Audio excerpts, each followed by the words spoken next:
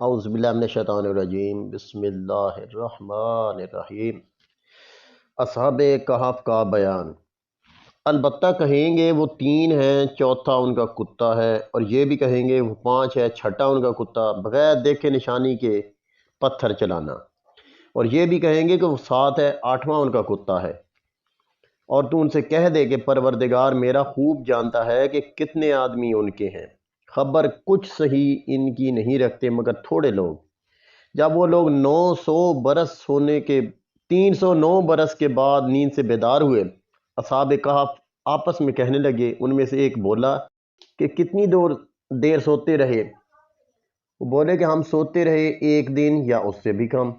پھر کہنے لگے تمہارا رب بہتر جاننے والا ہے کہ جتنی دیر تم لوگ اس غار میں سوئے ہو، اب تم بھیجو اپنے میں سے ایک کو، یہ اپنا روپیہ لے کر شہر کو جائے اور وہاں سے کوئی کھانا پاکیزہ لے کر آئے، اور نہایت ہوشیاری سے جائے، اور اپنا بھید بھی کسی کو نہ بتائے، اور نہ اپنی رہائش کی خبر کسی کو بتائے، کیونکہ وہ تقریباً 309 برس کے بعد نیند سے بیدار ہوئے تھے۔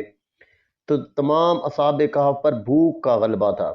ان میں سے ایک کو شہر میں روٹی لانے کو نابنائی کی دکان پر بھیجا۔ اس کے پاس دینار دقیانوس بادشاہ کی حکومت کا تھا، وہی لے کر وہ روٹی لینے گیا۔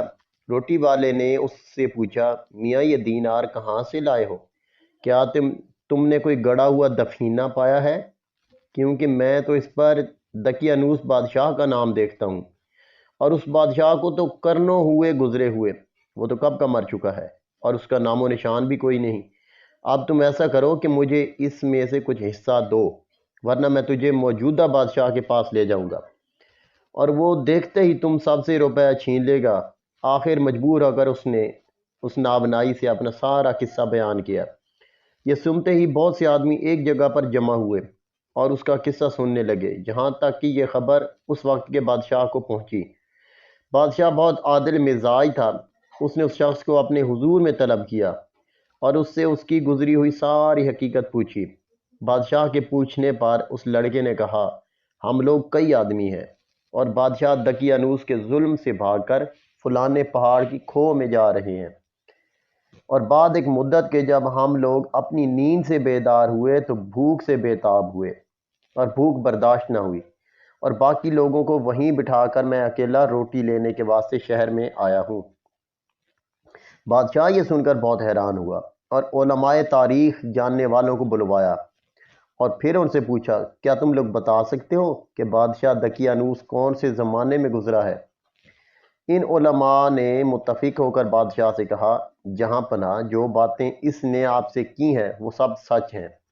ہم لوگوں نے تاریخ عالم میں پڑھا ہے کہ بادشاہ دقیانوس بڑا ظالم تھا اور سب کا زمانے میں گزر چکا ہے۔ پس یہ عادل بادشاہ اور منصف مزاج تھا۔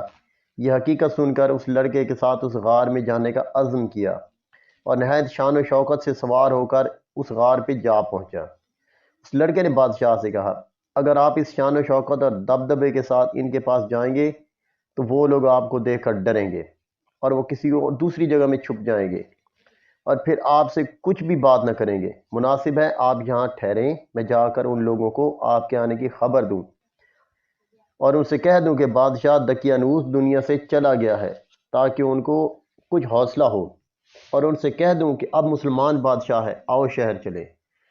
یہ بات کہہ کر اس لڑکا نے اس غار میں پہنچ گیا، اور تمام حال احوال ان پر جو گزرے تھے وہ ان لوگوں سے بیان کیے۔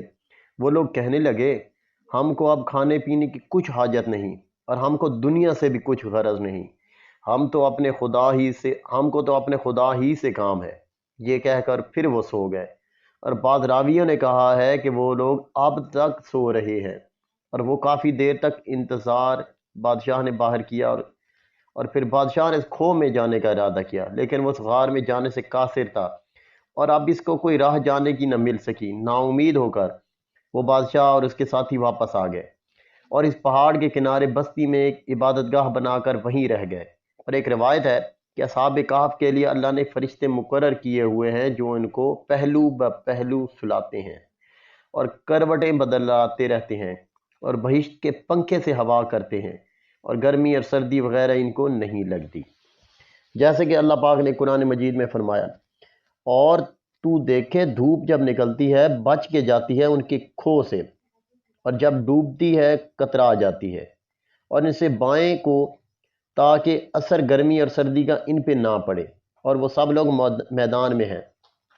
اور یہ اللہ کی قدرتوں کی ایک نشانی ہے، اور جس کو اللہ چاہتا ہے وہی سیدھی راہ پاتا ہے، اور جس کو وہ گمراہ کر دے پھر اس کو کوئی راہ دکھانے والا نہیں، اگرچہ اس کے قریب ہی رفیق کیوں نہ ہو۔ اور یہ بھی ایک روایت ہے کہ وہ لوگ سب سوتے ہیں لیکن ان کی آنکھیں کھلی ہوئی ہیں، تاکہ اس سے کوئی دیکھنے والا یہ سمجھے کہ وہ جاگتے ہیں، اور اللہ نے اسی جگہ پر دہشت رکھی ہے تاکہ لوگ اس جگہ کو تماشا نہ بنا سکیں اور وہ اس سبب سے بے آرام ہو جائیں۔ اور ان کے ساتھ ایک کتا بھی لگ گیا تھا، وہ بھی انہی کے ساتھ ہے۔ روایت ہے کہ حضرت عیسیٰ کے قبل زمانے سے اصحاب کہف غار میں گھسے ہیں، اور بعض کہتے ہیں کہ وہ لوگ حضرت عیسیٰ کے زمانے میں ہی غار میں گھسے تھے، اور وہ لوگ انجیل پر ایمان لائے تھے، لیکن اکثر کا قول یہ ہے کہ دین و مذہب ان کا بجز اللہ کے کسی کو معلوم نہیں۔